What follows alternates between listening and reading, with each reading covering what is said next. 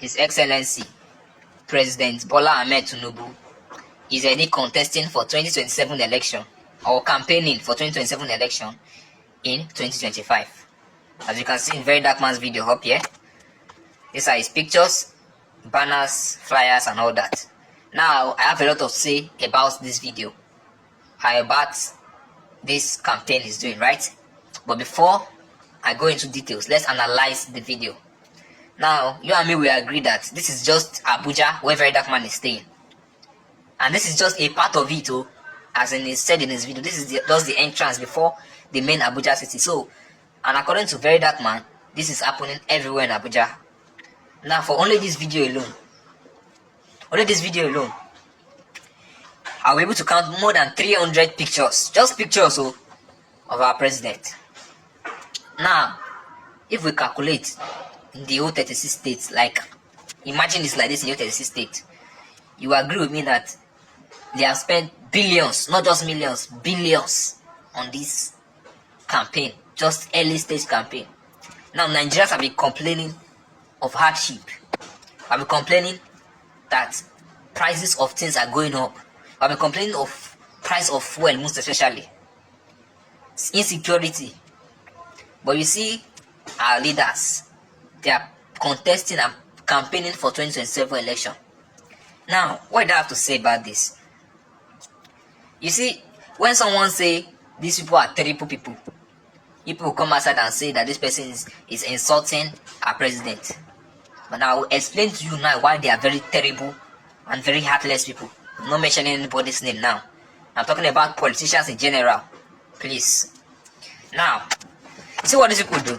Apart from just these flyers that you are seeing now, these campaign flyers that you are seeing now, these people spend money on creating allies. They spend money on rigging election. They spend money on making sure say they retain that power. They spend billions so that when they get into power, not that they want to do something good, they want to regain their money back. So in other words, they are gambling.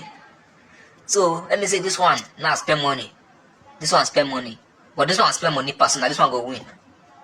So now this which one will spend money pass now? You understand me? This one will spend money pass. Now you come see regain money, make times 2, 3x, 4x.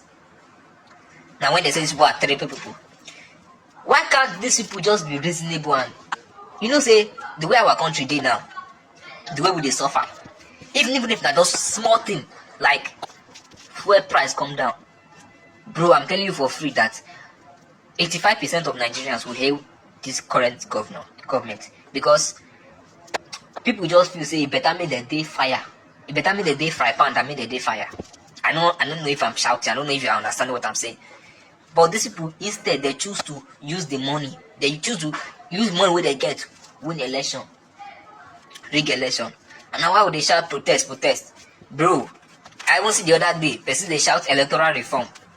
Bro, these people, you see, electoral reform where you know they ask for now. You are asking them to bring in a system that will remove them from power. How does that make sense to you? That will never happen. That might never happen. Let me put it like that. That might never happen.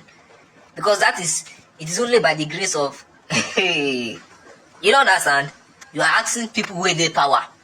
May they bring in a system that will be favorable to the people and not to them anymore. Bro, that's one. The only way now, I'm not inciting violence, but the only way now is a revolution. Yes, when everybody don't decide something, don't eat them from here. Because I cannot imagine how someone is campaigning for 2027 election in 2025, spending millions and billions of dollars, billions of naira to campaign for election that's happening in 2027. And people are suffering in the land, people are complaining. You can't do anything for these people, but spending money on elections, spending money on making people to defect from parties. Why did you say people they defect? By the time when a high is clear for this country, it might be too late. It might be too late. You are spending money on flyers and banners in 2020.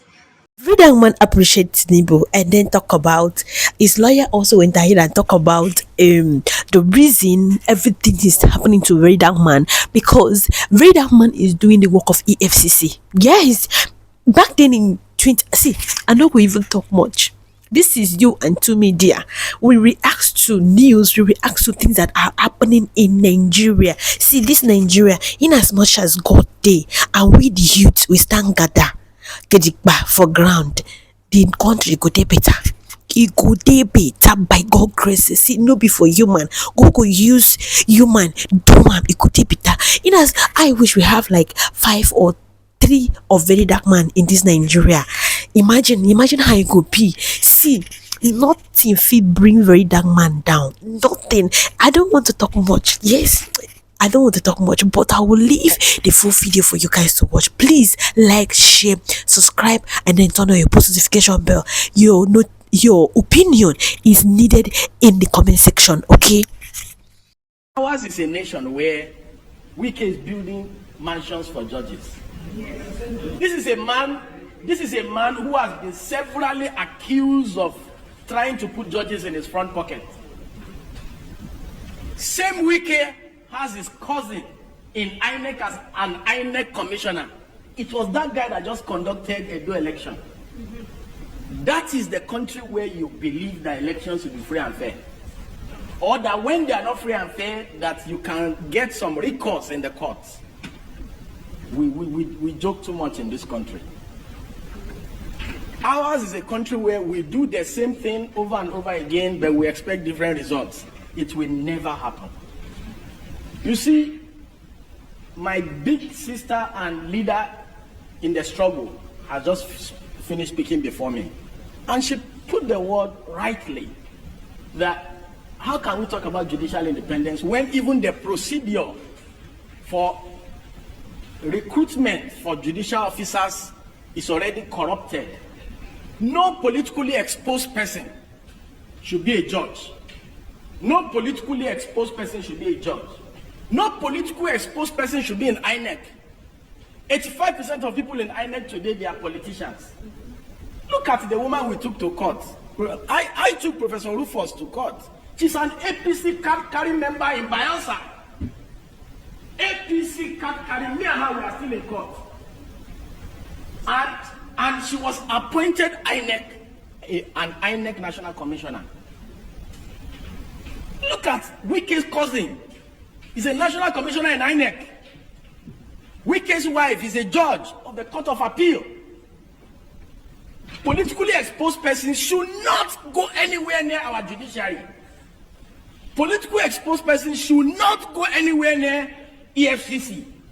The reason why you see some of these things happening today, where EFCC wants to carry out an operation and the Abelo already has a hint before the operation happens, is because go and look at the recruitment process for EFCC. In the last 10 years, is politicians, senators, House of Reps, they bring their children, their cousin, they bring a list. How can you have politically exposed persons, you want them to fight corruption? It can never happen. How can you have politically exposed persons in the judiciary? The wife of a known politician is a judge. The cousin of a known politician is in an institution that is supposed to be called Independent National Electoral Commission. Remove the word independent from there when you have politicians running the place.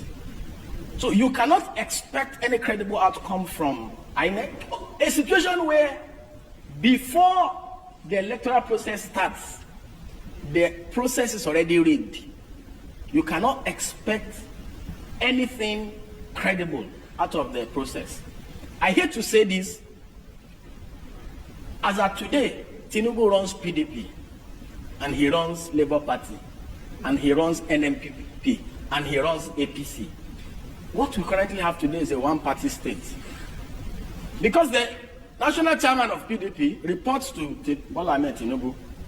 The national chairman of Labour Party, Julius Aburi, reports to Tinubu.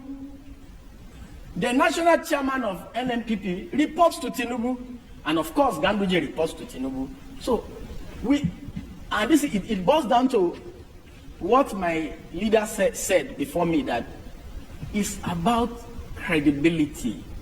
Ours is a nation where credibility means nothing, where people do not value integrity, where people think of stomach infrastructure before they think of character.